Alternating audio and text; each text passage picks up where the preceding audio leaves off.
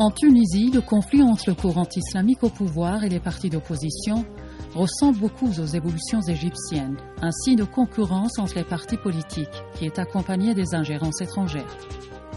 En effet, parallèlement à la formation de l'éveil islamique au Moyen-Orient, notamment en Égypte, en Libye et en Tunisie, qui se trouvent tout près de l'Europe, une vague de préoccupation a été éclatée chez les Européens. Pour la même raison, pendant les 2 dernières années, diverses astuces ont été mises en œuvre afin de gérer les évolutions dans cette région.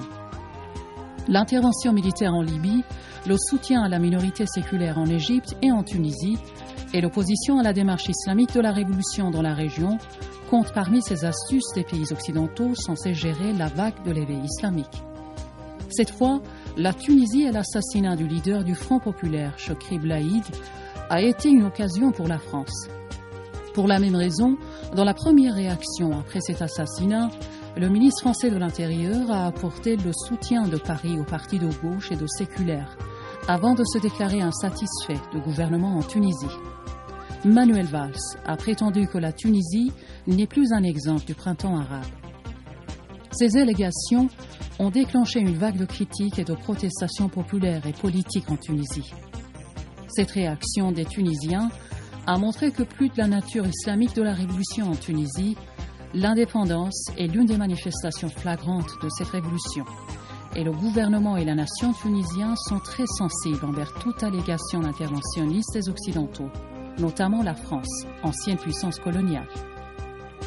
Le chef du parti Ennahda, Rached Al-Ranouchi, a déclaré qu'il ne permettrait pas la reproduction du scénario algérien de 1992 en Tunisie.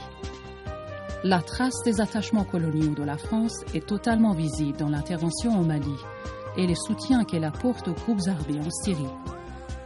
Toutefois, plusieurs analystes estiment que cette démarche interventionniste de la France ne pourra jamais assumer ses intérêts politico-économiques à long terme. Et une vague d'animosité et d'hostilité envers l'Hexagone prendra de l'ampleur dans la région. Le chef de la diplomatie russe, Sergueï Lavrov, a déclaré à ce propos « La France est en train de combattre au Mali les miliciens qu'elle avait armés en Libye ». En effet, l'intervention militaire française en Libye n'a pas seulement apporté un résultat positif pour Paris, mais par contre, elle a renforcé la position des opposants africains pour s'équiper.